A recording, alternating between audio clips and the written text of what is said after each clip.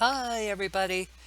The last video I was supposed to talk about Arizona, and I really got sidetracked, so let's look at it. Well, quite a while back, my daughter-in-law told me about her college geology class. Went to a field trip to this site, Indian Gardens Paleo site. And what struck me, she told me, yeah, they have found shark's teeth. And we're talking over a mile high elevation. It's like, what? Okay, so it got me curious to stop in and uh, here's their narrative with maps. Uh, 309 million years ago, the ground you now stand on was once covered by a warm, shallow ocean. The sediments deposited in that sea are now called the Naco formations. Oh, really? I mean, already they've lost me. But um, I want to look a little more at their maps. I mean, the ones on the right, forget about, but on the far right, I mean, on the left, you can't depend on them. So let me talk down and dirty about the real history of Arizona that I know of, and the geography. Now, that blue on the lower left is lowlands, and some of it is flat as a pancake, and in some of those areas, nothing can hardly grow. And that blue dot to the right of the low is the Phoenix area. And I'll speak briefly what I know about Phoenix history, and they had the ancient Hohokam Indians that lived there. And now with Phoenix, and it's probably true up to a degree in the past, they had a number like a number of rivers, like 5 rivers now, converge on the Phoenix area. That's why Phoenix can even exist because of this rich resource of water in the middle of the desert. Okay, and there's agriculture and that down by Yuma, by the Gulf of California even today. Um, but what I want to point out is that kind of diagonal blue line through this state is this massively huge escarpment. And it is like a ledge. And it is up to like 2,000 feet elevation difference, higher on the northern part than the lower. And I want you to notice how the streaks where I have the arrow makes me question if there was a really big flood once upon a time and this escarpment was like a big waterfall. Don't know. And it's back to the Phoenix area. They would say, oh, these ancient people from 2,000 years ago to 500 years ago, they don't know what happened to them. They got sick or they walked away, or they had a drought, but never a mentioning of a flood. Now, it was a big time agricultural area even in the past with this rich water source. They had a more elaborate canal system back in the day than what they have in Phoenix now. Okay, so they could have had a huge population. And what they don't say is that how buried everything is. I mean, the ruins, are 98% completely wrecked, or they're completely buried, and that goes statewide. They do these archaeological digs. So, on the upper right, that's higher ground, and that blue dot is the Flagstaff area. Just geographic or geologically, um, there has been volcano activity between, like in the Flagstaff area on north up to the Grand Canyon. I mean, instead of salting their roads or putting sand on the roads in icy conditions, they use volcanic cinders. I'm not kidding. I mean, there's mountains of it, literally. And some of it, I mean, car-sized boulders had been hurled 100 miles. So we've got the potential for a big explosive situation that could go on. Okay, the green line, you know, kind of to the right's the Colorado River. And I am going to just take a shot at it that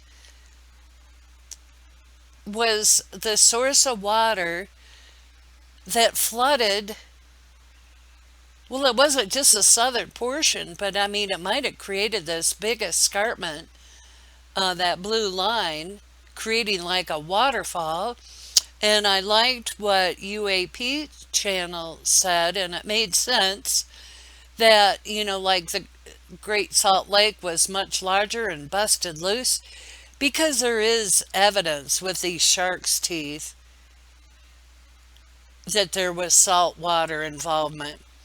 Okay, so I am not thinking for a heartbeat that, the mainline narrative that these ancient people in the Phoenix area packed up and walked away or had a drought. No, they had massive flooding, and they won't talk about it.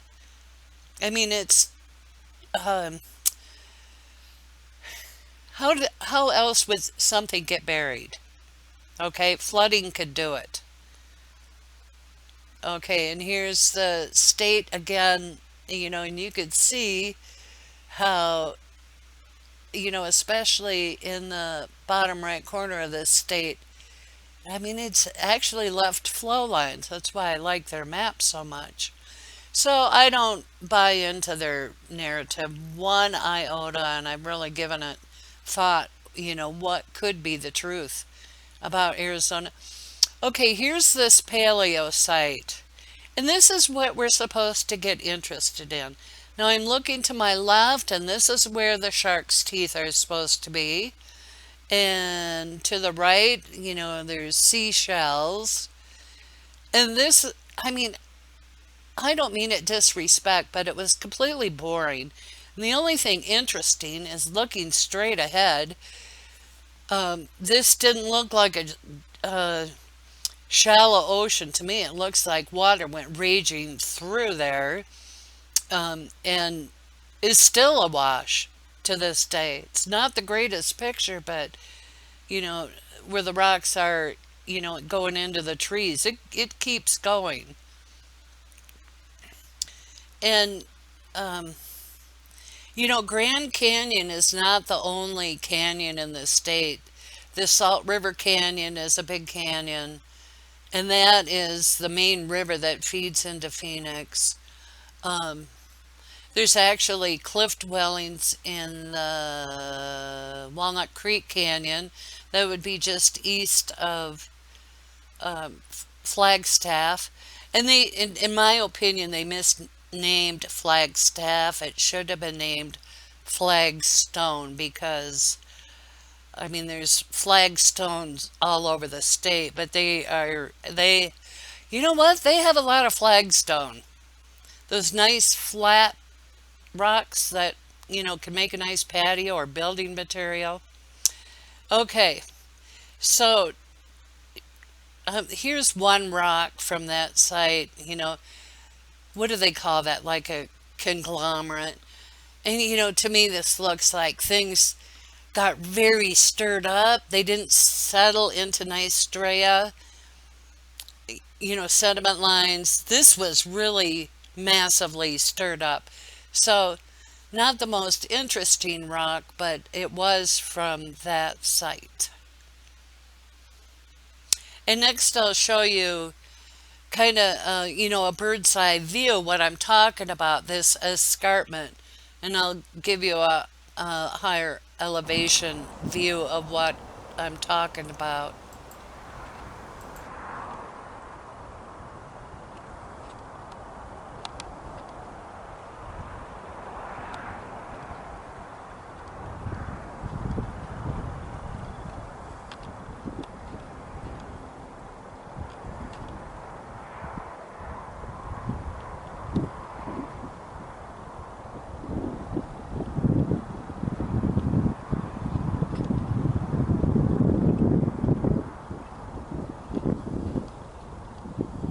Okay.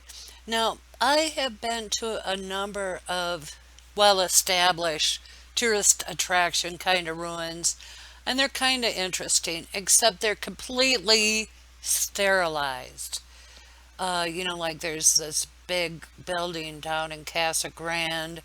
There's another in Camp Verde that were kind of a cliff dwelling type thing, and the Walnut Creek Canyon had cliff dwellings, and those were pretty cool, but they were completely sterilized. And I'm going to get more into the cliff dwellings in the next video, but I want to talk, a little bit about the history. This is usually what you see. And when it's talking about prehistoric man, and I went into that, about, they had drought and walked away. Well, yeah, right. But this is what you see, piles of rock. And if that wouldn't even look like ruin, except there's like a lot of pottery shards around. I mean, it's in devastation, these places. And this is like at a state park, so you see rocks here and there. That's the ruins. And something turned this on end, in my opinion. I mean, these rocks are too big and heavy than to just, have a vandal come and knock them around.